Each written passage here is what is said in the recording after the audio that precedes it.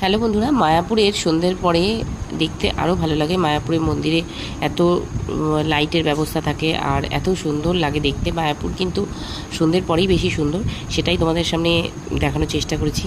দেখো, আশা করছি তোমাদের ভালো লাগবে। আর এত ভিড় ছিল, খুব কষ্টেই ভিডিওটা করেছি।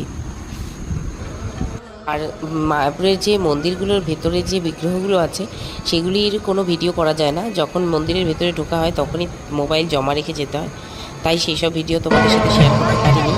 তো তোমরা যখন যাবে অবশ্যই তোমরা দেখতে পাবে, ভেতরটা আরও সুন্দর।